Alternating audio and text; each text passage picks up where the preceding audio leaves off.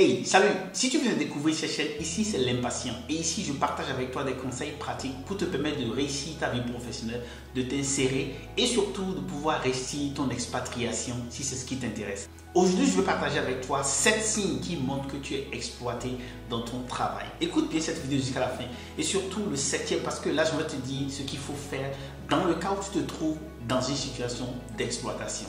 Écoute cette vidéo jusqu'à la fin et si tu trouves de la valeur dans cette vidéo, je voudrais te demander de liker et de t'abonner. Cela dit, attaquons le vif du sujet. Le premier signe qui montre que tu es exploité, c'est que tu reçois un salaire minable. Le salaire doit être proportionnel à l'effort fourni et aussi doit permettre de pouvoir subvenir à tes charges, de pouvoir te permettre de payer les factures, de pouvoir te permettre d'investir et d'anticiper. Récemment, j'ai fait une vidéo sur les signes que vous êtes bien payé et je veux te demander de regarder sur la chaîne, tu pourras voir cette vidéo-là. Tu commences à voir si tu es bien payé. Cela dit, le premier signe qui montre que tu es exploité, c'est que tu reçois un salaire minable. Et si tu reçois un salaire minable, il est important de chercher à comprendre les vraies causes. Quelquefois, ça peut être une période transitoire dans laquelle l'entreprise est en difficulté et à cause de cela, on va payer des salaires qui ne sont pas très élevés. Cela est valable pour les startups suffisamment. Les startups traversent des périodes un peu difficiles et à cause de cela, on peut payer au début des salaires difficiles, des salaires qui ne sont pas très excellents. Cela dit, lorsque tu reçois un salaire minable, c'est vraiment un mauvais signe et il faut chercher à comprendre. À partir de cela, décider de communiquer pour demander un changement ou simplement de demander à partir. Le deuxième signe que tu es exploité, c'est qu'il n'y a pas de reconnaissance dans le travail que tu fais. Tout à l'heure, j'ai parlé du salaire, mais ce n'est pas que le salaire qui remplit les conditions pour être un cadre ou un travailleur épanoui. Il y a la reconnaissance. Lorsque tu travailles, est-ce que tes collègues, est-ce que ton patron, ton manager vient te dire bravo, merci, félicitations? J'insiste sur le mot merci parce que cela ne coûte rien et en réalité est très important. Lorsque tu ne reçois pas de reconnaissance pour le travail que tu fais, c'est que potentiellement tu es exploité et il est temps pour toi de chercher la porte de sortie ou simplement à chercher à vraiment comprendre ce qui se passe ici. Le troisième signe qui montre que tu es exploité, c'est que tes idées sont volées et ceci est très grave. Lorsque tu es dans une entreprise dans laquelle tout ce que tu produis, on ne dit jamais que c'est toi qui produis. On te pique tes idées et on va en réunion de codir ou de comité de direction et le manager fait croire que c'est lui qui a toutes les idées, c'est que tu es vraiment exploité. Je ne dis pas que tout le temps que tu fais un travail, tu dois forcément être reconnu, tu dois monter sur le podium et dire yeah, c'est toi, c'est toi. Ce n'est pas de cela qu'il s'agit.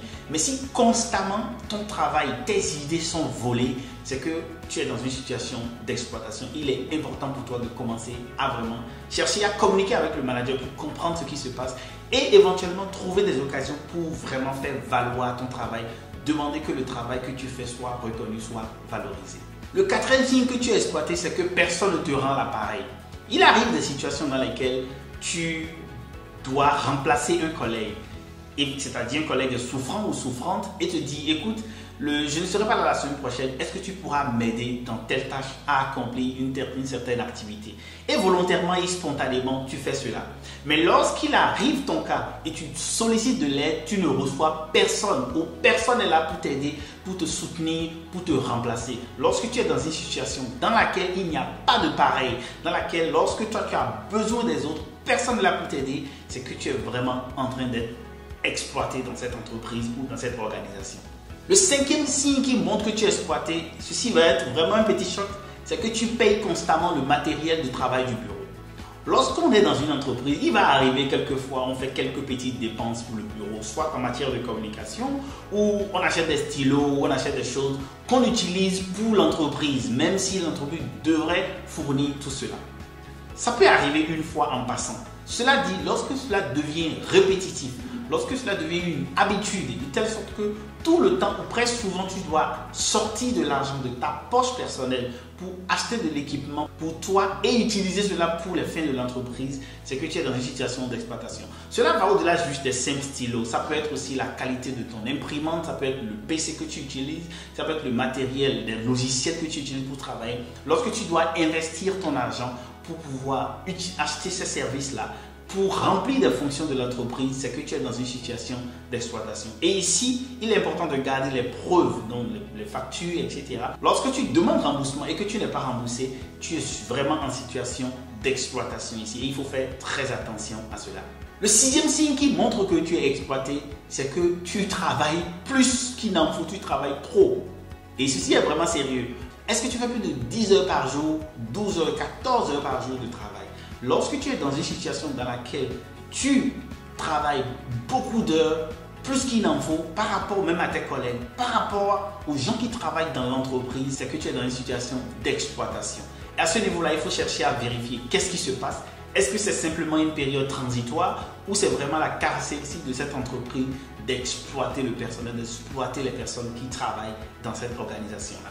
Et là, c'est vraiment grave. Tu peux vraiment affecter ta santé, cela peut affecter ton équilibre mental. Vraiment, cela peut nuire à ta personnalité. Et il est important ici de pouvoir trouver le juste milieu, travailler beaucoup, travailler un peu, travailler juste milieu, gérer famille, gérer les autres occupations, etc. Le septième signe qui montre que tu es exploité, c'est que tu n'as pas de jour de repos. Tes week-ends sont partis pour faire des rapports. Les dimanches, tu dois encore travailler demi-journée. Lorsque tu te retrouves dans cette situation dans laquelle il faut que tu travailles constamment et tout le temps pour t'assurer que les livrables sont prêts pour le lundi, pour t'assurer que les vendredis, que tous les comptes sont fermés, etc., que tu dois t'assurer que tout est organisé vendredi soir et que le dimanche déjà après-midi, tu dois commencer à travailler, à préparer la nouvelle semaine, c'est que tu es dans une situation d'exploitation.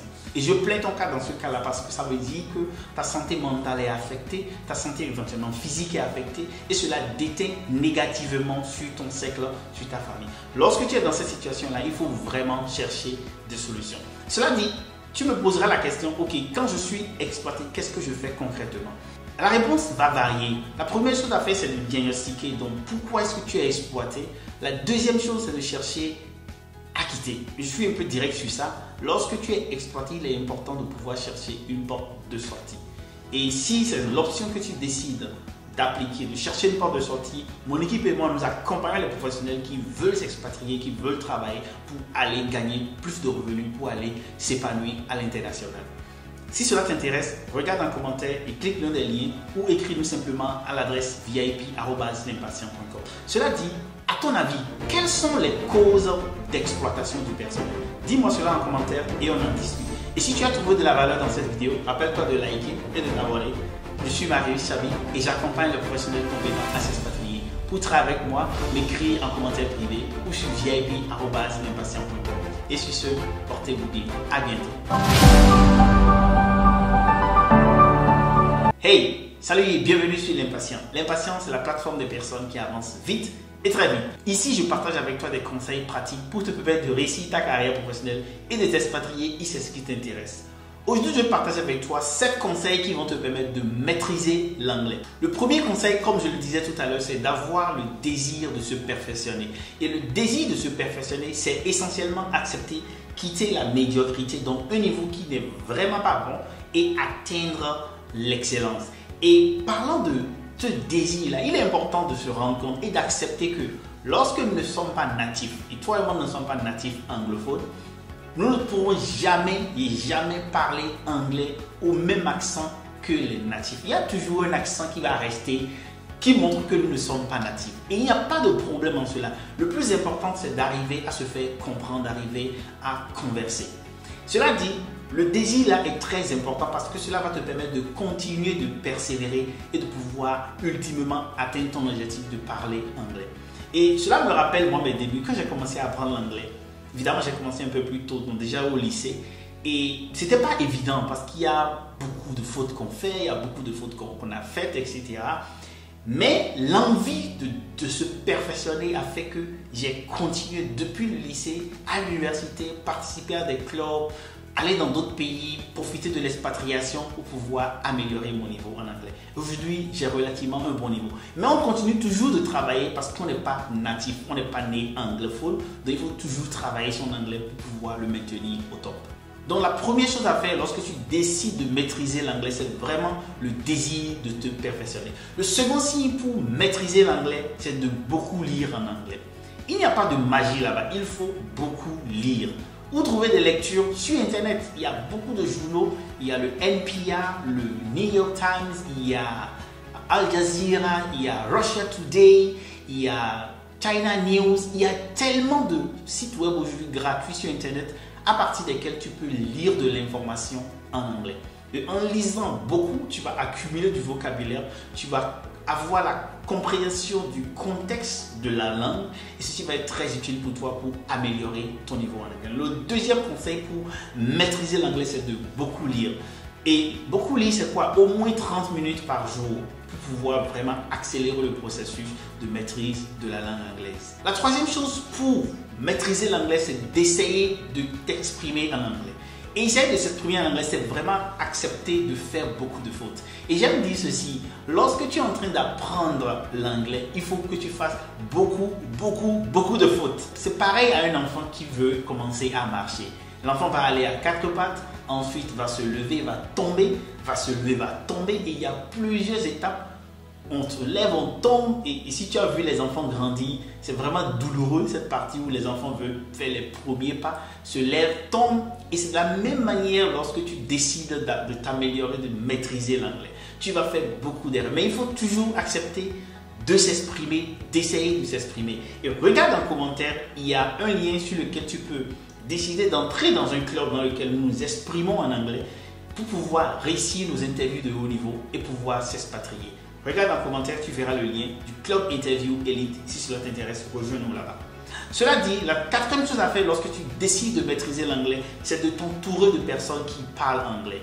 Et ceci rejoint un peu ce que j'ai dit tout à l'heure par rapport à notre club privé, Club Interview Elite. Mais lorsque tu veux vraiment apprendre l'anglais, il est important de t'entourer de personnes qui parlent anglais. Parce que voilà, va t'aider à pouvoir entendre l'anglais de tous les sens, donc les différents accents, que ce soit américain, britannique, indien. Et cela va surtout te donner la motivation parce que tu verras qu'il y a d'autres personnes comme toi qui sont en train d'essayer de s'améliorer en anglais, qui sont en train de vraiment poser des pas pour avoir un bon niveau en anglais. Et cela va te booster, va te donner de la motivation. Donc ici, il est vraiment important de trouver rapidement autour de toi. Et si tu n'es pas dans un endroit où il y a ces cercles dans lesquels on parle anglais, écris-nous en interne à l'Impatient. On a cette plateforme-là en interne où tu peux vraiment t'exercer régulièrement en anglais. La cinquième chose à faire pour maîtriser l'anglais, c'est de connaître les temps verbaux. Et ceci est vraiment important. Lorsque tu t'exprimes, imagine que je dise « Hier, je mange la pâte ». Cela fait vraiment bizarre. « Yesterday, I ate ». Oui, en anglais, on va dire « I ate ». « Yesterday », si je dis « I eat », c'est vraiment pas bon. Donc, il est important de connaître les temps verbaux. Et les temps verbaux, il y en a beaucoup. Ce n'est pas l'occasion ici pour moi de parler des temps en anglais. Il y en a beaucoup. Et tu te rappelles évidemment quand tu étais au lycée, tous les temps dont on a parlé. Et comment aujourd'hui dans la vie active, cela s'agence pour pouvoir être utilisé. Et donc, il est important de maîtriser les temps verbaux, de pouvoir savoir quand est-ce que ceci s'utilise, quand est-ce que cela s'utilise. Un exemple classique, c'est quand est-ce qu'on utilise le present tense ou le present perfect. Donc, c'est vraiment beaucoup de subtilité. Mais le plus important, c'est ce que je veux partager ici, c'est de connaître les temps verbaux. Il y a beaucoup de subtilité et une fois encore, dans le club dont j'ai parlé, dès que tu nous rejoins, tu pourras avoir l'occasion d'échanger, de pouvoir vraiment approfondir tous ces aspects-là. Maîtriser la grammaire, maîtriser tout ce qui vient avec la conjugaison est important. Le sixième signe pour maîtriser l'anglais, ce sont les accents. Et parlant d'accent, le snobisme linguistique est très important lorsque tu décides d'apprendre une langue. Qu'est-ce que je mets dans snobisme linguistique? Essentiellement, c'est de pouvoir parler comme les natifs parlent en respectant les tons et les élévations de voix, etc. Prenons un exemple africain. Par exemple, moi je suis Chabi, n'est-ce pas? Donc une partie de mes ancêtres sont venus du Nigeria. Et le couteau, en langue yoruba, ça se dit obé. Ok? Obé, le couteau. Mais lorsque je dis obé, ça veut dire autre chose en fait. Obé, ça veut dire le couteau. Obé, ça veut dire ça a commencé. Ok? Et tu vois, la subtilité est vraiment essentielle. Lorsque quelqu'un décide d'apprendre le Yoruba et imagine dans une conversation dit obé ou bien obé et mélange l'un ou l'autre, c'est carrément deux sens différents. Donc, et cela est certainement valable dans ta langue maternelle, puisque je parle à beaucoup d'Africains. Dans ta langue maternelle, il y a certainement les élévations de ton. En langue chinoise également, il y a ma et ma. Et tout ceci veut dire différentes choses. Et donc ici, ce que je veux partager, c'est l'importance de l'accent. L'accent ici, pour pouvoir maîtriser la langue. Donc il est important pour maîtriser l'anglais de beaucoup travailler sur l'accent. Libre choix à toi de décider, est-ce que je veux travailler sur l'accent britannique, l'accent américain, l'accent, je ne sais pas. Mais peu importe l'accent que tu essaies d'imiter, de pouvoir capter, il faut se rappeler que tu auras toujours ton accent de base, c'est-à-dire l'accent de ta langue maternelle qui va agir. Et il n'y a pas de honte à cela. Et c'est cela même qui fait la variété, la diversité de la conversation dans les langues, et en anglais en particulier. Le 7e conseil pour pouvoir maîtriser l'anglais, c'est de parler avec des phrases courtes. Maîtriser une langue, ce n'est pas par la verbosité, c'est-à-dire la longueur des mots ou des expressions que tu utilises. C'est essentiellement de pouvoir se faire comprendre, de pouvoir passer ton mot de manière simple et de pouvoir permettre à ce que toutes les personnes qui sont autour et qui t'écoutent ou bien te lisent puissent comprendre le message. Et cela veut dire qu'il faut vraiment utiliser des mots simples et faire des phrases courtes. Voilà quelques conseils que j'ai voulu partager avec toi sur comment maîtriser l'anglais. Dis-moi à ton avis, comment maîtriser l'anglais? Qu'est-ce que tu as déjà pratiqué? Partage cela avec moi en commentaire. Et si tu as trouvé de la valeur dans cette vidéo, t'appelle-toi de liker et de t'abonner et de partager. Et je t'ai dit quelque chose. Regarde dans le lien en commentaire, il y a un lien pour rejoindre le club Interview Elite dans lequel tu pourras pratiquer ton anglais, tu pourras vraiment pratiquer tout ce qui va rentrer dans le processus de maîtrise de l'anglais et surtout pouvoir t'expatrier. Je suis Marie Chavi et j'accompagne les professionnels compétents à s'expatrier. Pour travailler avec moi et mon équipe, m'écrire en commentaire privé sur vip@l'impatient.com. Et sur ce, portez-vous bien. Bye bye. Le premier biais ou erreur des recruteurs dont il faut absolument profiter, c'est le manque de compétences par rapport au recrutement. Le travail de recruteur est comme tout travail, mais cela demande plus de compétences transversales. Mais il peut arriver, le recruteur est un être humain comme toi, que face à un domaine, le recruteur ne s'y connaît pas. Il n'est vraiment pas ou elle n'est pas vraiment compétente dans ce domaine-là. Et lorsque cela arrive, qu'est-ce qu'il faut faire? Cela veut dire que, par exemple, si ton domaine est très précis, informatique ou encore statistique avancée ou encore intelligence artificielle, lorsque tu es dans ce domaine-là et que le recruteur ne connaît pas grand-chose dans le domaine, il voit que tu veux, comme les gens le disent, tu peux vraiment profiter de cela. Et comment profiter de cette opportunité-là? Lorsque donc tu es dans cette situation, la première chose à faire, c'est de vraiment essayer d'être le plus méthodique que possible. Et ici, il faut se comporter un peu comme un professeur d'université. Donc, essayer d'expliquer les choses vraiment étape par étape, sans tomber dans de l'enfantillage ou de la manière dont tu traites le recruteur comme si c'est vraiment une personne qui ne connaît absolument rien, qui est 0-0. Non. Le deuxième biais des recruteurs, c'est de se figer sur la première impression. Il est souvent prouvé que lorsqu'on se fait une impression d'une personne, il est difficile après de changer cette impression-là. Donc, qu'elle soit bonne ou mauvaise, lorsque tu rencontres une personne pour la première fois et que tu as une idée de la personne, après, c'est vraiment difficile de changer cette impression-là. Cela dit, le recruteur se comporte exactement comme cela. Lorsque le recrutement commence et lorsque surtout le recruteur te rencontre pour la première fois, il va se faire une idée. Et au cours de l'interview, il ou elle va chercher à confirmer souvent cette idée-là. Et qu'est-ce que cela veut dire comme opportunité pour toi? Parce qu'il faut ici en profiter, c'est ce qu'on veut faire aujourd'hui, profiter des erreurs des recruteurs.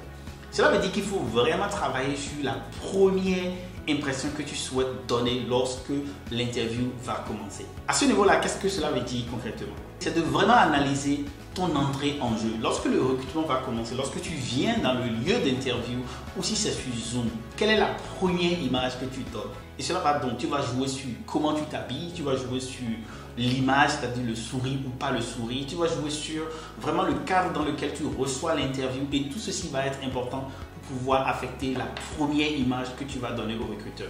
Le troisième biais qui vient lorsque on est face à des recruteurs, et ceci va à l'opposé de ce que j'ai dit tout à l'heure, qui est la première image, il y a des recruteurs qui se fient sur la dernière impression. C'est comme si on a mangé quelque chose et à la fin, le dernier goût est très important. Et donc, il y a des recruteurs qui vont se focaliser sur la dernière impression. Qu'est-ce que cela veut dire pour toi en termes d'opportunité et comment tu en profites? Cela veut dire que à la fin de l'interview, tu t'assures que tu demandes la parole pour peut-être faire une synthèse de ton intervention, résumer ton intervention et rappeler comment tu es vraiment intéressé à vouloir rejoindre cette entreprise-là. Ça, c'est une première pratique. L'autre manière de donner une bonne impression également, c'est de faire ce que 99% des gens ne font pas. Après l'interview, il faut envoyer un email de remerciement. Comment envoyer l'email? Qu'est-ce qu'il faut mettre dedans? Si tu es intéressé, on peut en parler lorsque tu rejoindras un de nos programmes. Mais ici, c'est de vraiment faire un follow-up, un suivi après ta candidature parce que tout cela va entrer dans le package de l'impression de fin que tu vas laisser. L'impression de fin également, c'est quelles sont les questions que tu as posées à la fin. Et si tu me permets, je vais rapidement parler de un de nos cours, Réussir mon interview internationale, dans lequel je parle de comment réussir la fin d'une interview en beauté. Et il y a dedans plus de 12 questions à poser pour pouvoir vraiment clôturer une interview de haut niveau en beauté. Le quatrième biais ou la quatrième erreur que commettent certains des recruteurs, c'est de laisser beaucoup de temps pour le choix d'un candidat. En fait, il y a des recruteurs qui sont vraiment comme de grosses tortues. Elles avancent lentement et elles sont lourdes. Donc, ces recruteurs-là n'aiment pas vite trancher. Donc, elles prennent tout leur temps. Et lorsque cela arrive, qu'est-ce qu'il faut faire pour en profiter? Pour en profiter, il faut accélérer le processus de recrutement. Essentiellement, faire des relances, s'assurer que tu les relances une fois, deux fois. Et j'aime dire souvent, après un certain nombre de relances, il ne faut plus pousser. Parce que lorsque tu pousses trop, tu biaises les bases de la négociation, les bases de la discussion salariale qui vont arriver plus tard. Donc, ici, il est essentiel pour pouvoir comprendre que le biais qui peut arriver, c'est qu'un recruteur puisse laisser beaucoup de temps et se dire, bon, on va analyser, on va prendre le temps de vraiment étudier. Et ces recruteurs-là, il y en a beaucoup sur le marché qui prennent beaucoup de temps pour pouvoir finaliser leur décision de recrutement. Lorsque cela arrive, qu'est-ce que tu fais? Tu relances, tu montres que tu es intéressé, que tu es proactif et cela va être positivement vu par ce recruteur-là parce que tu vas lui permettre de pouvoir prendre une décision au plus tôt que possible. La cinquième erreur ou le cinquième biais des recruteurs, c'est de chercher le candidat parfait. Cela arrive, beaucoup de gens cherchent le candidat parfait. Et en réalité, nous savons tous qu'il n'existe pas de candidat parfait. Lorsque le recruteur cherche le candidat parfait, il va fouiller, il va te poser toutes les questions. Et la moindre erreur ou les moindres vides ou les moindres insuffisances sur son CV seront amplifiées. C'est-à-dire, lorsque tu es en phase d'interview, on va chercher à creuser là où ce n'est pas bon, là où tu n'es pas suffisamment fier de ton expérience. Cela dit, lorsque tu es dans cette situation-là et que tu as un recruteur comme cela en face, il faut rapidement prendre conscience de cela et pouvoir profiter comme ceci. Il faut commencer à parler de ces faiblesses-là, de choses qui l'intéressent, c'est-à-dire qu'ils disent « Oui, pourquoi est-ce que ici vous n'étiez pas au travail? Qu'est-ce qui s'est passé à ce dernier poste ?» Oui, reconnais ces problèmes-là et plutôt maintenant montre à ce recruteur que tu as fait des étapes, que tu as fait différentes choses pour améliorer, que tu as fait différentes choses pour partir de ces erreurs-là, pour devenir une meilleure personne. Et lorsque tu fais cela, tu es en train de capitaliser sur le fait que oui, je ne suis pas parfait, mais je montre des signes de perfection que je m'améliore. Et cela, ce recruteur va beaucoup apprécier. Ici, le biais dont il est question, c'est de chercher la perfection, le recruteur qui cherche la perfection. Et comment en profiter? Tu en profites en lui montrant que tu es un projet en perfection. Le sixième biais des recruteurs, c'est de manquer de transparence par rapport au processus. Et ceci arrive beaucoup dans les entreprises qui sont en train de s'installer dans un nouveau pays ou qui ont commencé une autre phase ou un autre département. Essentiellement, le biais dont il est question ici, c'est le biais qui consiste à ce que le recruteur ne connaisse pas tous les contours du marché, donc tout ce qu'il faut offrir, ou l'entreprise n'a pas encore défini les politiques claires. Et ceci est un gros avantage pour toi parce que lorsque tu es dans ce processus où les termes ne sont pas transparents, ça peut être des thèmes liés à la durée du travail, ça peut être des thèmes liés aux conditions d'assurance, ça peut être des thèmes liés au 13e mois ou pas dans l'entreprise, 13e mois de salaire, je veux dire. Tout ceci va être une opportunité pour toi d'en profiter. Comment tu en profites? Lorsque tu ouvres donc le bal de la négociation ou du recrutement, c'est de commencer donc à tirer les ficelles vers toi, de chercher vraiment à négocier en ta faveur. En montrant que oui, ce que tu demandes n'est pas peut-être exceptionnel autant que ça, mais qu'en offrant ces conditions, l'entreprise va pouvoir rentabiliser plus en leur prouvant que tu vas apporter suffisamment de valeur pour rentabiliser cet investissement ou bien cette rémunération ou cet avantage en particulier qu'ils vont t'offrir. Le dernier biais des recruteurs, ce sont des appréhensions cognitives. Ici, c'est le fait que le recruteur est un peu instinctif ou instinctive. C'est-à-dire, le recruteur fait beaucoup confiance à son instinct. Il parle avec toi 2-3 minutes et il se fait déjà ou elle se fait déjà une idée de est-ce que tu seras un bon candidat ou tu ne seras pas du tout un bon candidat. Ici, il faut être très clair, il faut être sympathique, il faut être ouvert, il faut montrer que tu es à l'aise, il faut démontrer de l'humilité dans la discussion et il ne faut pas trop se montrer, il ne faut pas faire beaucoup de vantardise, il faut rester vraiment respectueux. Parce qu'à la fin, on refuse rarement des choses, c'est-à-dire même non acceptées, on refuse rarement des choses à des personnes qui sont humbles, qui sont respectueuses et qui sont joviales. Voilà quelques conseils que j'ai voulu partager avec toi sur quelles sont les erreurs des recruteurs et comment en profiter, ces différents biais des recruteurs. Dis-moi à ton avis, quel est le biais le plus important? Dis-moi cela en commentaire et aussi par rapport à ton expérience, quel biais tu as remarqué très important et comment tu en as en profité. Partage ici car partager c'est grandir ensemble. Je suis Marius Chabi et j'accompagne les professionnels compétents à s'expatrier. Pour travailler avec moi, m'écris en commentaire privé ou sur vip@cinemation.com. Et sur ce, porte-toi bien. Bye bye.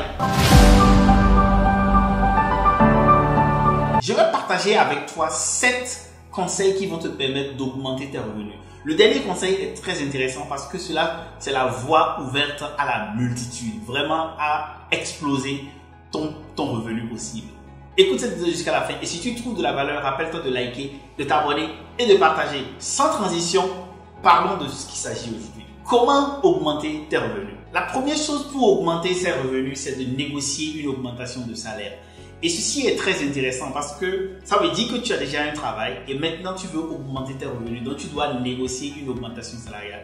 J'ai fait des vidéos sur comment on négocie une augmentation salariale. Cela dit, essentiellement pour obtenir une augmentation salariale, tu as besoin de pouvoir prouver à ton manager, à l'entreprise, que tu lui apportes de la valeur, que tu apportes beaucoup de solutions au point que tu mérites désormais cette augmentation-là. Cela passe par des préparations, cela passe par l'heure de la réunion d'augmentation de salaire, cela passe par comment tu t'habilles le jour-là et tout ceci est extrêmement important. Regarde la vidéo qui sera quelque part dans le lien qui va te montrer comment négocier une augmentation salariale. Donc la première chose lorsque tu veux donc augmenter ton revenu, c'est de penser à l'augmentation salariale. La deuxième chose pour augmenter tes revenus, c'est d'apprendre à investir. L'investissement a quelque chose de fantastique, n'est-ce pas? C'est-à-dire, tu mets de l'argent aujourd'hui, 1 an, 2 ans, 3 ans après, 5 ans, 10 ans, cela se multiplie. Donc, apprendre à investir, c'est chercher à savoir comment on investit dans différents domaines, que ce soit l'immobilier et aujourd'hui la crypto-monnaie, dans les tokens, etc. Et ceci est extrêmement intéressant. Une chose que je voudrais ici partager et attirer ton attention, et je pense que c'est Warren Buffett qui l'a dit, pour investir, il faut être patient, il faut extrêmement être patient. Parce que l'investissement, c'est une question de longue haleine. Il ne faut pas investir 1 an et espérer que d'ici 2 ans, tu deviennes très riche. Donc, la plus importante chose à faire lorsque tu décides d'investir, c'est de vraiment calibrer sur du long terme, de vraiment voir qu'est-ce qui va se passer dans le long terme, de ne pas vendre forcément ce que tu achètes aujourd'hui en stockage et être patient. Donc, la deuxième chose pour augmenter tes revenus, c'est d'apprendre à investir. La troisième chose pour augmenter tes revenus, c'est d'apprendre comment on vend en ligne. La technologie aujourd'hui, Facebook, LinkedIn, Instagram et tout ceci, WhatsApp offre une opportunité unique d'augmenter ses revenus. Donc, il y a forcément quelque chose que tu peux vendre à ton réseau, que ce soit des sous-vêtements, que ce soit des chaussures. Il y a énormément de possibilités. Mais ici, il faut vraiment apprendre comment on vend en ligne. Parce que la vente en ligne est différente de la vente classique parce que en ligne, les gens ne verront pas un produit physique, ils ne vont pas toucher le produit et ils vont devoir investir, envoyer de l'argent. Dans la vente en ligne est un peu subtile, il faut vraiment apprendre à le faire et lorsque tu arrives à vendre en ligne, tu verras, les chances sont très grandes, les échelles sont très grandes en termes de multiplication de valeur et tu peux toucher beaucoup plus de personnes parce qu'en ligne, ça veut dire que tu as toute la terre à ta portée grâce à Facebook, grâce à LinkedIn, grâce à Instagram. Et ceci est fantastique. La quatrième chose pour augmenter ton revenu, c'est de faire du freelance. Et parlant de freelance, c'est essentiellement lorsque tu décides de vendre un talent ou un savoir pratique que tu as. Ça peut être montage de vidéos, ça peut être conception de graphique, ça peut être même enseigner quelque chose. Et lorsque tu décides d'aller en freelance, il faut se rappeler d'une chose. Le freelance, tu seras payé sur du temps que tu investis. Tu seras payé certainement à l'heure ou parfois si tu négocies bien au livrable. Et ici, pour pouvoir maintenir le cap et ne pas abandonner, c'est de vraiment se rappeler que tu dois être passionné par ce que tu veux vendre en freelance. La passion va être l'élément le plus indispensable et qui va t'aider à pouvoir maintenir dans les hauts et les bas en matière de freelance. Donc, une manière de vraiment augmenter tes revenus, c'est de penser à l'option de freelance. Donc, pose-toi la question, qu'est-ce que je peux vraiment vendre? Et rassure-toi, il y a tellement de choses qui sont vendues. Il y a des gens qui vendent de l'écoute, c'est-à-dire je t'écoute simplement et tu me payes pour ça. J'ai vu également des gens qui vendent de petits bracelets, des gens qui vendent tout ce que tu peux imaginer est possible d'être commercialisé en freelance et en ligne. La cinquième chose à faire lorsque tu décides d'augmenter tes revenus, c'est de vendre ce que tu n'utilises pas. Regarde autour de toi dans ta maison. Est-ce qu'il y a des meubles que tu n'utilises pas et que tu peux potentiellement vendre? Est-ce qu'il y a des livres? Est-ce qu'il y a des moyens de déplacement? Est-ce qu'il y a des choses que tu n'utilises pas simplement? Un ordinateur que tu n'utilises plus, etc. Tous ces éléments-là qui sont autour de toi. Et récemment, j'ai aussi vu que des gens vendent des habits. Oui, un habit que tu ne portes plus. Si tu ne peux pas le donner, tu peux aussi décider de le vendre dans la friperie. Donc, tu as acheté peut-être un habit il y a quelques années et aujourd'hui, tu es plus corpulente ou corpulent et tu décides donc de vendre cet habit-là. Donc, décider de vendre tout ce que tu n'utilises pas peut être vraiment une source importante pour pouvoir augmenter tes revenus. La sixième chose à faire pour augmenter tes revenus, c'est d'apprendre à épargner. Et là où apprendre à épargner est très important pour augmenter tes revenus, c'est que lorsque tu apprends à épargner, quel que soit le montant, une petite partie mise dans un compte ou dans un stock quelque part de sécurisé, c'est que tu vas pouvoir avoir du capital pour investir, pour faire quelque chose de plus grand, de plus durable.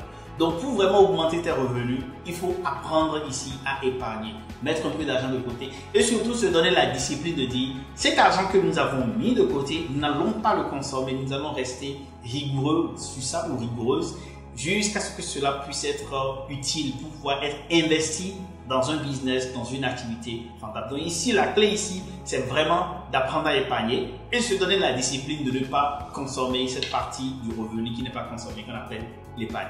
La septième manière d'augmenter ses revenus, c'est de devenir un entrepreneur. Et je l'ai mis à la fin intentionnellement parce que si je le mettais au début, tu vas penser tout de suite que c'est une invitation à devenir entrepreneur. Le métier d'entrepreneur, c'est un métier spécial avec ses péripéties, avec ses saveurs, avec vraiment son gros avantage que une fois que tu es entrepreneur, les marges sont énormes et astronomiques. C'est vraiment un bon métier. Cela dit, il ne faut pas se donner des illusions. Pour devenir entrepreneur, cela prend de la formation, cela prend de la patience et cela prend beaucoup de qualités à développer, de la discipline, entre autres. Et ceci, néanmoins, reste une source importante pour augmenter tes revenus. Lorsque tu es un entrepreneur et que tu réussis, les marges sont vraiment astronomiques. Tu peux commencer avec 100 000 et au bout de quelques années, tu te retrouves avec 100 millions, 1 milliard et c'est vraiment fantastique à ce niveau-là.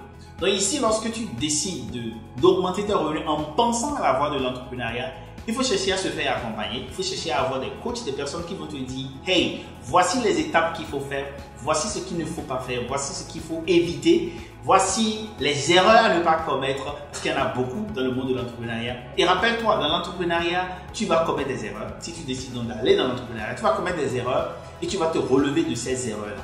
Donc voilà 7 points que j'ai voulu partager avec toi sur comment augmenter tes revenus.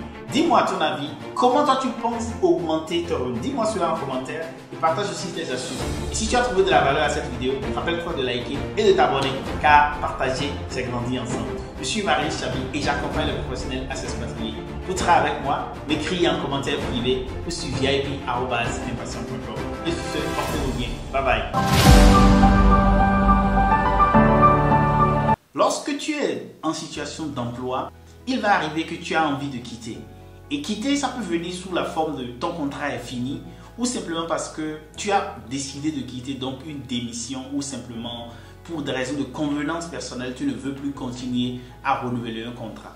Salut et bienvenue sur l'Impatient. Ici, je partage avec toi des conseils pratiques qui t'aident à pouvoir améliorer tes capacités professionnelles, t'insérer et surtout réussir en expatriation compétente si c'est ce qui t'intéresse. Écoute cette vidéo jusqu'à la fin et si tu trouves de la valeur, rappelle-toi de liker, de t'abonner.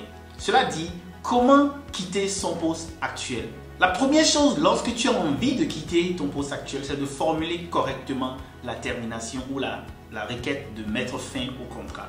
Et à ce niveau-là, il faut être le plus explicite que possible. Il faut dire qu'on veut terminer, donc on veut mettre un terme à la relation professionnelle de contrat qui lie l'entreprise et toi.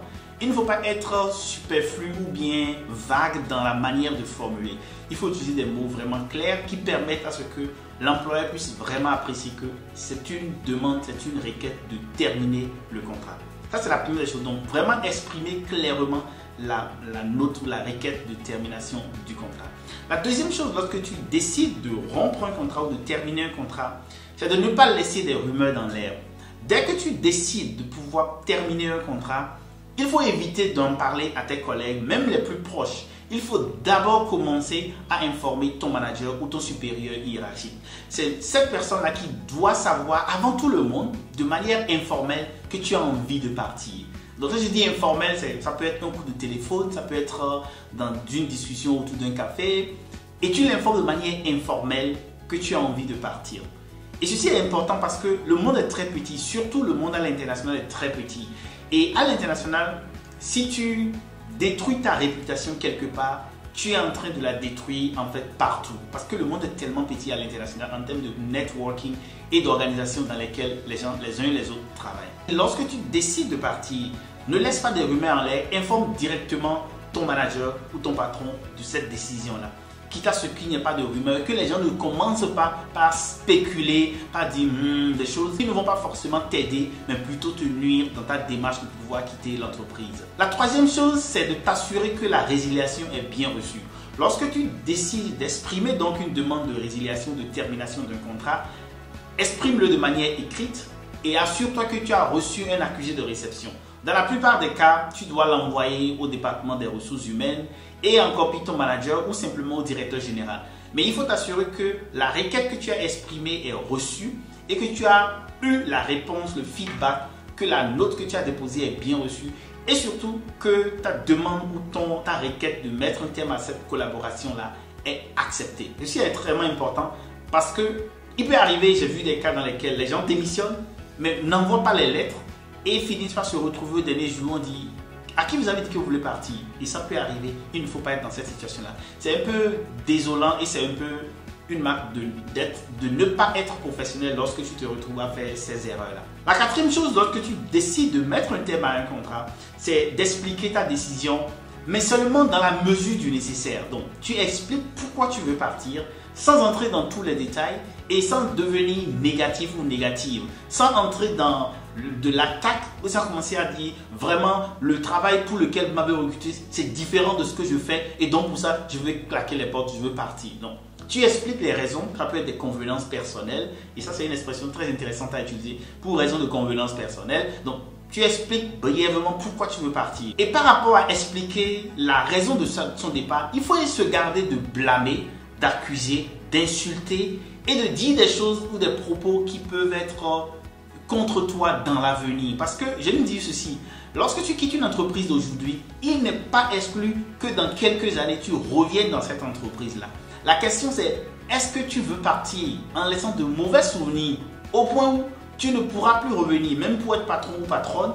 Non, je ne pense pas que c'est cela. La cinquième chose à faire lorsque tu décides de mettre un terme à un contrat ou de mettre un terme à ton emploi actuel, c'est de vraiment, honnêtement, contribuer à recruter ton remplaçant. Il est un casse-tête pour les managers quand il faut trouver un remplaçant par rapport à un poste. Et par mon expérience, je peux te dire que on est super reconnaissant ou reconnaissante à un manager et à un staff qui part et qui nous aide à recruter son remplaçant. C'est vraiment une bouffée d'oxygène et on est suffisamment reconnaissant. Dernièrement, j'ai perdu un de mes staffs et en partant, il a été tellement gentil, il m'a aidé à recruter un remplaçant. Et tiens-toi bien, le remplaçant est tellement bon que je suis très content.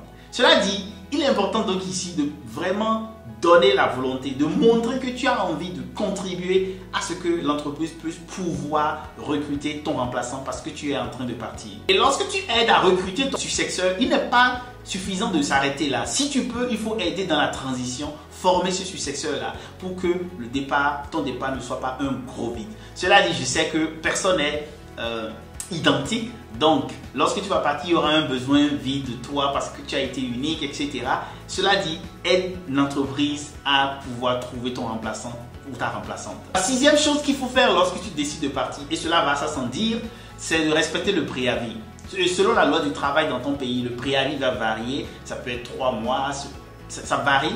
Et le préavis va être aussi conditionné par les nombres de congés que tu as, le nombre de jours de repos. Et tout cela va entrer dans la durée que tu vas demander à respecter ou que tu seras obligé de respecter lorsque tu décides de partir. Donc il est important ici de s'informer, de pouvoir prendre des avis d'un avocat ou d'un inspecteur du travail pour te dire, ok, quelles sont les démarches que tu dois respecter. Et généralement, dans ton contrat même, c'est écrit blanc sur noir. Donc, si tu es un peu curieux ou curieuse et tu fouilles, tu verras quelles sont les dispositions que tu dois prendre. Dans tous les cas, si tu ne sais pas comment y procéder, tu peux demander à la communauté de l'impatient pour que nous puissions te dire ou te conseiller sur comment aborder cette étape qui est extrêmement importante, qui peut être difficile dans la manière dont tu quittes une entreprise pour aller vers une autre. Ou simplement tu quittes pour te reposer ou pour faire autre chose qui te passionne et qui te plaît.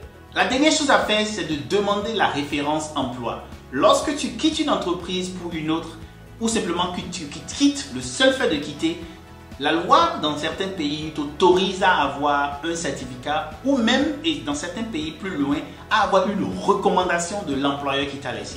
C'est-à-dire, l'employeur que tu quittes doit te recommander. Ce n'est pas seulement l'attestation de travail ou le certificat de travail, mais une recommandation qui dit que tu as travaillé chez eux, que tu es bien, quelque chose comme ça. Et ceci est intéressant parce que cela t'aide donc et cela te propose ou te propulse à trouver de meilleurs postes lorsque tu as quitté cette entreprise-là. Maintenant, lorsque tu es en train de partir, il faut t'assurer que tu respectes tout ce qu'il faut respecter pour pouvoir obtenir ces documents-là qui sont extrêmement importants. Donc, lorsqu'il s'agit d'un licenciement, souvent c'est délicat dans le cas pour obtenir ces documents-là. Mais lorsque tu décides de partir et que c'est une terminaison, assure-toi que la terminaison a été bien organisée. Et c'est pour ça que j'ai parlé de tout ce qui est en haut en disant comment il faut organiser, aider à recruter son successeur, contribuer, informer ton patron à temps pour qu'il n'y ait pas de rumeurs. Tout ceci va permettre à ce que tu puisses obtenir tous les documents qui seront utiles et nécessaires qu'on va te donner avec beaucoup de joie pour t'aider dans sa transition. Cela dit, si tu as envie de faire une transition, de réussir une nouvelle transition, mon équipe et moi, nous sommes très contents de pouvoir t'aider, de pouvoir t'accompagner parce que nous l'avons fait pour plusieurs personnes qui réussissent, qui vont à l'international, qui multiplient leur salaire par 5, par 10. Et si tu as envie qu'on t'accompagne, clique sur le lien qui est en bas pour rejoindre l'un de nos programmes ou simplement m'écrire sur vip@l'impatient.com et je vais te répondre. Et nous allons pouvoir commencer à voir comment t'aider à réussir ta nouvelle insertion professionnelle. Cela dit, merci d'avoir suivi cette vidéo. Si tu as trouvé de la valeur, rappelle-toi de liker, de t'abonner et de partager. Car partager, c'est grandir ensemble. Je suis Marius Chabi et j'accompagne les professionnels à s'expatrier. Pour travailler avec moi, m'écris en commentaire privé ou sur vip@l'impatient.com. Et sur ce, portez-vous bien. Bye! Lorsqu'on décroche un poste, on a des appréhensions. On se dit, bon, ça va être comme ceci. On a lu le cahier de charge, on a lu ce qui est en ligne. On a peut-être même demandé à des anciens collègues ou promotionnés qui sont dans l'entreprise dans laquelle on est, ou on va aller plutôt, qu'est-ce qui se passe dans cette entreprise-là. Et quand on prend tous ces éléments-là, on finit par prendre la décision de rejoindre l'entreprise. Maintenant, on a rejoint l'entreprise 1 semaine, 2 semaines, 1 année, 2 années, beaucoup de choses se passent. La question c'est, est-ce que tu te sens à la bonne place? Comment savoir si tu es à la bonne place là où tu es présentement? La première chose, lorsque tu te retrouves dans une entreprise pour savoir si tu es à la bonne place, c'est la facilité d'adaptation. La facilité d'adaptation, c'est cette aisance que tu auras à vraiment t'acclimater, à pouvoir t'adapter à la manière dont les gens travaillent dans cette entreprise-là. Est-ce que tu es plutôt anxieuse ou anxieux ou stressé dans cette nouvelle entreprise? Si tel est le cas, c'est que tu n'es pas en train de t'adapter. Maintenant, il faut faire la nuance entre des périodes passagères de grande pression, mais en général, si tu ne te sens pas, si tu n'es pas en train de te sentir t'adapter, de te sentir à l'aise dans cet environnement, de comprendre les codes, les manières de faire, etc., c'est que tu n'es pas forcément au bon endroit. La deuxième chose à observer pour savoir si tu es à la bonne place, c'est la méthode de travail. Pour obtenir un résultat, on peut faire plusieurs choses. Comme les gens le disent, plusieurs chemins mènent à Rome. Dans une entreprise donnée, il y a les manières de fonctionner, il y a les manières de déléguer, il y a les suivis, la manière dont le patron, le manager suit les tâches, le niveau de responsabilité ou de responsabilisation. Et tout ceci va être important sur la manière dont la méthode de travail est organisée. Et la méthode de travail, non seulement affecte la qualité du résultat, mais surtout toi en tant que personne, ça va déteindre sur ta manière de fonctionner, sur ta manière de t'organiser. Donc lorsque la méthode de travail te convient, c'est que tu es dans le bon endroit. Lorsque la méthode ne te convient pas du tout et tu trouves que cela est plutôt source de stress, source d'inquiétude et d'anxiété, c'est que tu n'es pas à la bonne place, tu n'es pas au bon endroit. La troisième chose à considérer, c'est l'enthousiasme. Et l'enthousiasme est très important parce que Si tu commences un travail, tu dois être enthousiaste. Quand tu vas dans une nouvelle entreprise, tu dois être enthousiaste. Tu dois être content, tu dois te sentir motivé chaque matin. Si tu ne te sens pas motivé chaque matin, si plutôt tu te sens vraiment fâché chaque matin d'aller au boulot, si tu te sens vraiment découragé et tu ne te sens plus connecté à la raison pour laquelle cette entreprise-là existe, c'est que tu n'es pas en train d'être enthousiaste ou tu n'es plus enthousiaste. Et cela est un signe prémonitoire que tu n'es pas à la bonne place. Et donc, il faut vraiment commencer à réfléchir si tu n'es pas du tout ou si tu ne te sens pas enthousiaste en allant travailler ou en faisant ton travail chaque matin ou chaque journée dans cette entreprise-là. La quatrième chose à considérer lorsque tu veux savoir si tu es à ta bonne place, c'est la validation de tes attentes. En réalité, lorsque tu es dans un processus de recrutement, tu as des idées en tête, tu te dis, bon, cette entreprise, selon ce que j'ai lu en ligne, fais ceci, fais cela.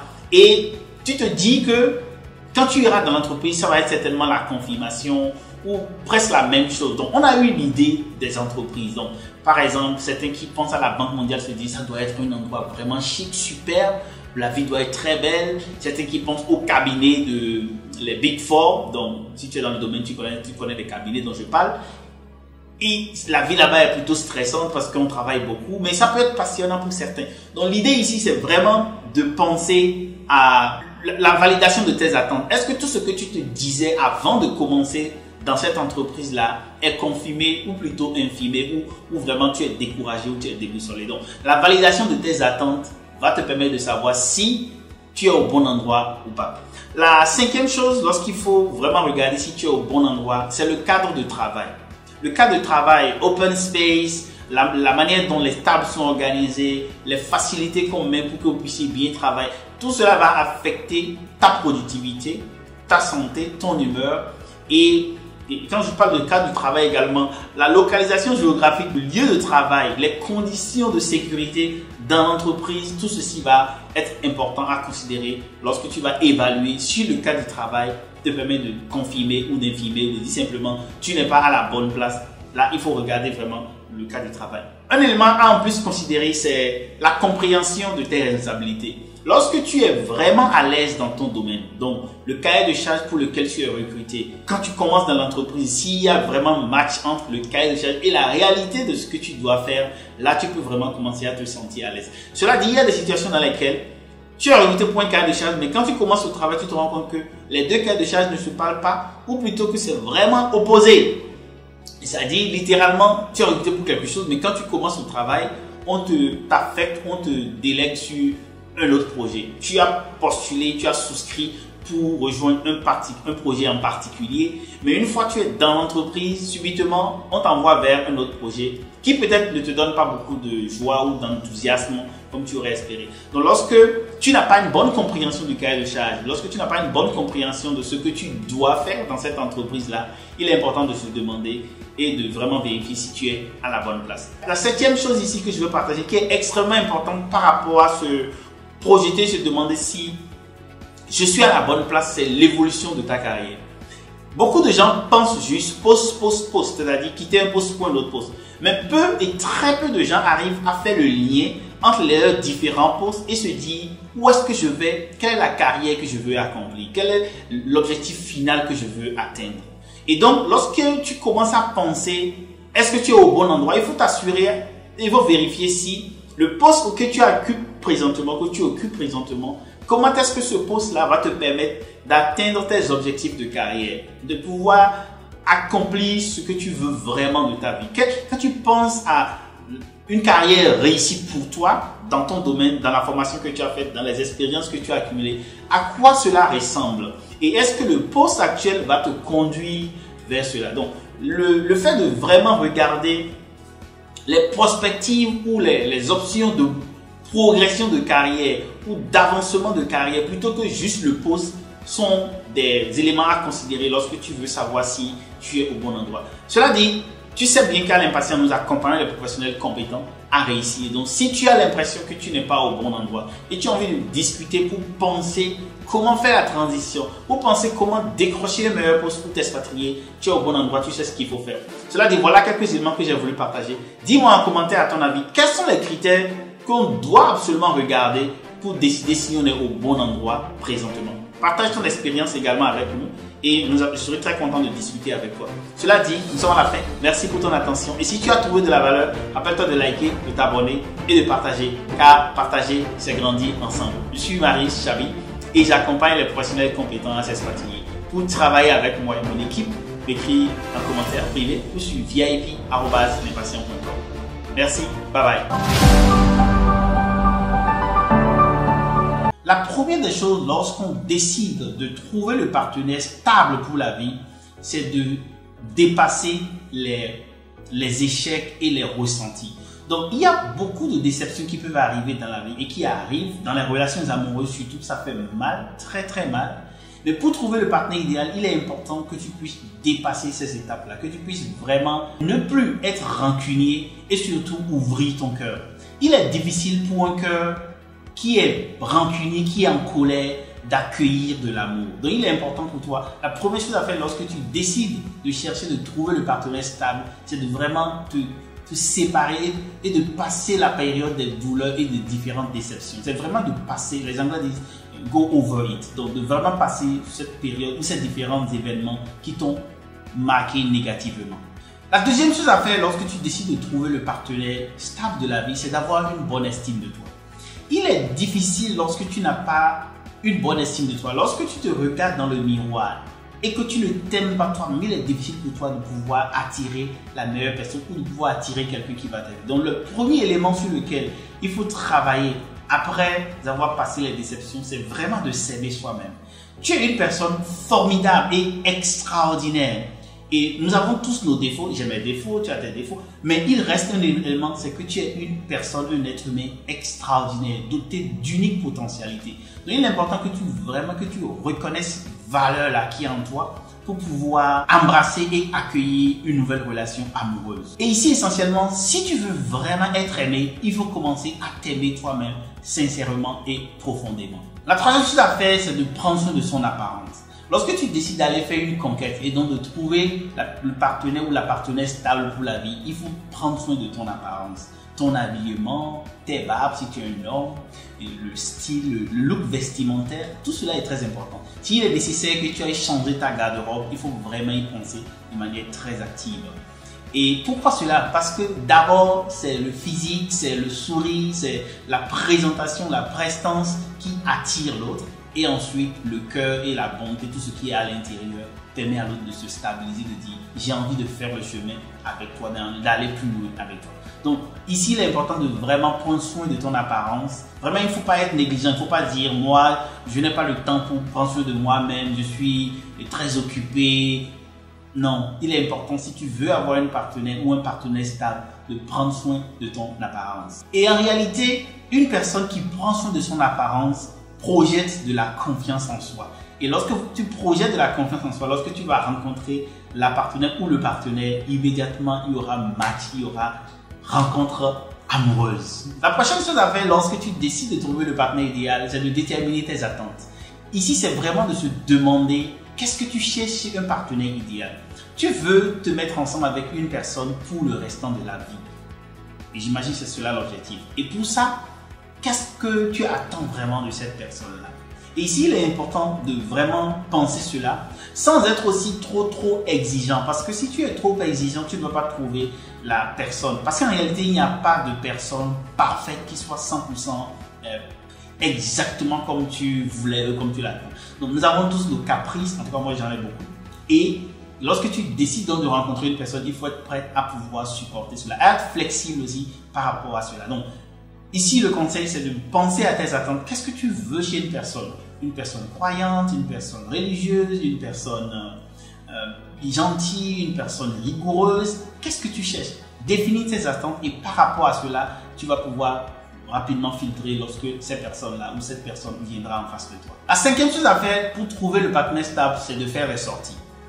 Tu ne peux pas rester à la maison, tu ne peux pas rester enfermé pour espérer trouver le meilleur ou la meilleure partenaire. Il faut sortir, il faut fréquenter des endroits où tu vas trouver. Il y a un proverbe chez moi au Bénin qui dit que le mouton mange là où il est attaché. Donc si tu restes trop à la maison, tu ne vas rien trouver évidemment, n'est-ce pas? Donc il faut sortir. Et parlant des sorties, il faut que tu choisisses les endroits qui te correspondent. Donc, si tu es une personne qui aime la lecture, potentiellement va donc dans la bibliothèque parce que là, tu vas pouvoir rencontrer une autre personne qui aime lire comme toi. Si au contraire, tu es une personne qui aime tout ce qui est militantisme associatif, qui genre travaille dans les orphelinats, aider la communauté, fréquente ces endroits-là ou ces associations qui font plus de ces activités et tu auras la chance de rencontrer une personne qui partage les mêmes valeurs que toi. Ici, le principe, c'est vraiment de pouvoir sortir, de ne pas s'enfermer pour dire « Bon, je n'ai pas trouvé, je cherche, je n'ai pas trouvé. » Tu ne peux pas trouver en restant enfermé à la maison. Il faut sortir, il faut aller voir les choses. Et il faut faire des fréquentations qui te ressemblent. Donc, si tu sors et que tu vas beaucoup plus en boîte, ça peut aussi affecter la qualité de la personne que tu vas rencontrer. Donc, il est vraiment important pour toi de voir où sont les endroits où tu iras pour pouvoir trouver la personne qui correspond à tes attentes, à ta manière de voir le monde, à ta manière de vivre. La sixième chose à faire lorsque tu décides de trouver le partenaire stable, c'est de respecter ton temps. Et par le temps ici, écoute bien ce que je veux dire. Si tu es sorti d'une déception amoureuse, il faut prendre le temps de guérir. Il faut prendre le temps de penser les blessures, de vraiment passer cette étape-là.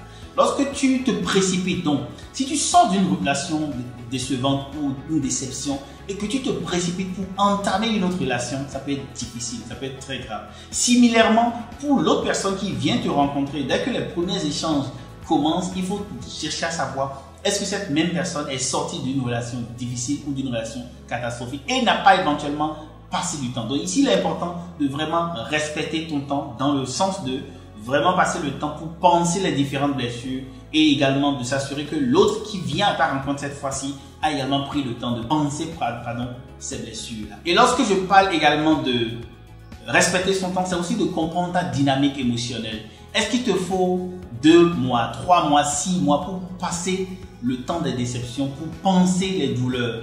Est-ce qu'il te faut un peu plus que ça? Tu es vraiment mature, tu es responsable, tu dois connaître comment tu arrives à faire cette différence-là parce que c'est ton cœur et c'est au fond de toi.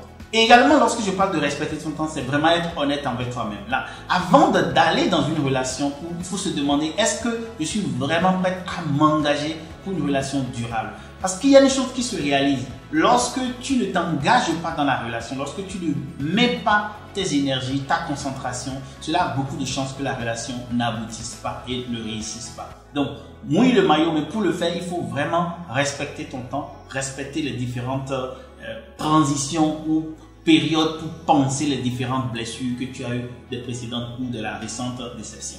Le 7e conseil que je vais partager avec toi pour trouver le partenaire stable, c'est d'aller sur les sites de rencontres. Aujourd'hui, la technologie a avancé. Aujourd'hui, tu peux rencontrer beaucoup de gens sur Internet. Et la technologie est tellement avancée que tu peux vraiment faire confiance à certains sites pour faire des correspondances, pour t'aider à trouver le meilleur partenaire. Je ne vais pas faire une recommandation spéciale par rapport à des sites. Donc, si tu cherches en ligne, toi-même, tu vas trouver des sites. Puisque je n'ai jamais utilisé ces sites-là, donc ce serait un peu bizarre que je te dise utilise ce site plutôt que ce site. Donc, je n'en ai jamais utilisé. Cela dit, il est vraiment important de rester ouvert pour explorer, pour voir est-ce que ces sites-là ne vont pas pouvoir te permettre de faire le matching. Et lorsque tu trouves sur ces sites-là la potentielle ou le potentiel partenaire, trouve l'occasion de rencontrer cette personne, de commencer à discuter pour voir un peu est-ce qu'il y a compatibilité, est-ce que vous pouvez vous mettre ensemble. Voilà quelques conseils que j'ai voulu partager avec toi sur comment trouver le partenaire stable pour la vie. Dis-moi ce que tu penses et dis-moi en commentaire comment toi tu penses qu'on doit faire pour trouver le partenaire stable. Et ton expérience va être très utile pour le plus jeune frère, pour ceux qui veulent reconstituer leur vie autrement, et ceci va être très intéressant en termes de partage et de discussion. Si tu as trouvé de la valeur dans cette vidéo, rappelle-toi de liker et de t'abonner et de partager, car partager c'est grandir ensemble. Je suis Marius Chabi et aujourd'hui je parle de l'amour. Je ne parle pas d'accompagner les professionnels pour réussir. Ok, cela dit, portez-vous bien. Bye bye. Dans une situation d'entretien, toute bonne réponse peut te garantir le poste, comme une mauvaise réponse peut te faire rater l'opportunité de ta vie. Aujourd'hui, je vais partager avec toi les 7 questions qui vont potentiellement venir lors de ton entretien d'embauche. Écoute cette vidéo jusqu'à la fin et si tu trouves de la valeur, rappelle-toi de liker et de t'abonner. Cela dit, sans transition, quelles sont les questions qui vont venir dans une prochaine séance d'interview d'embauche et comment y répondre à ces questions-là? On en parle tout de suite. La première question qui viendra dans une interview, c'est « Parlez-nous de vous ». Et cette question vient généralement en début de la séance. Donc, dès que la séance s'ouvre et dès que tu commences à parler avec les membres du jury, tu reçois immédiatement cette question qui demande « Parlez-nous de vous ». À ce niveau-là, il est important de se rappeler quelques éléments. Il est important de parler de tes compétences et de tes expériences professionnelles en liaison avec le poste. Il est également important pour toi ici, lorsque tu veux répondre à cette question, de ne pas trop tirer. Parce que si tu tires trop, le jury se retrouve désemparé et ne sait plus trop quelle question te poser. Donc, en général, lorsqu'on te pose une question dans une interview, il y a un temps réglementaire qu'il faut faire, qu'il faut observer pour pouvoir rester dans ce que j'appelle le minimum acceptable ou agréable. Donc, il ne faut pas trop parler, il ne faut pas parler aussi trop peu. Donc, il faut donner le juste milieu pour que le recruteur puisse avoir suffisamment d'informations et plus intéressant, être curieux ou curieuse de pouvoir te poser des questions pour comprendre un peu plus par rapport à cette première question. Et rappelle-toi, lorsque tu vas à une interview, en réalité, c'est toi la vedette. C'est toi qui parles beaucoup plus en général et c'est toi qui dois te laisser connaître et c'est toi qui aussi dois séduire. Mais il est important de vraiment trouver le juste milieu par rapport à cette question. Parlez-nous de vous. Et lorsque je parle de parlez-nous de vous, il est également important pour toi de montrer pourquoi tu es aussi spécial et qu'est-ce que tu vas apporter de nouveau à cette entreprise-là. Et ici, il est vraiment important de pouvoir faire beaucoup de travail en avance, de préparer vraiment la séance afin de pouvoir donner des réponses qui permettent de satisfaire le recruteur. La deuxième question qui viendra certainement, c'est que savez-vous de l'entreprise? Et à ce niveau-là, ce que le jury cherche ou le recruteur cherche surtout, c'est de comprendre si tu connais un peu plus sur l'entreprise. Donc, faire de la recherche de l'information, visiter les brochures, lire beaucoup plus sur l'entreprise va te permettre de pouvoir mieux répondre à cette question-là. Et ici, lorsque le recruteur te pose cette question, on cherche essentiellement à voir également si tu as l'esprit ouvert et si tu t'es renseigné. Si tu as fait ta partie de homework, c'est-à-dire le travail de maison qu'il est nécessaire de faire lorsqu'on se présente à une interview d'embauche. La troisième question qui viendra certainement, c'est quel aspect de l'emploi vous intéresse? Et ici, on veut vérifier ta motivation. On veut voir à quel niveau, jusqu'à quel point tu veux vraiment de ce poste-là. Et ici, on veut voir qu'est-ce qui a suscité ton intérêt. Et ici, on veut également vérifier si tu as bien lu le cahier de charge pour t'assurer que tu t'es bien imprégné. Et ceci est d'autant plus important que parfois, lorsque tu envoies ta candidature, tu oublies le dossier et après des mois, ce n'est qu'après des mois qu'on te relance et là, tu peux vraiment te retrouver dans une situation dans laquelle tu te sens perdu ou tu es perdu.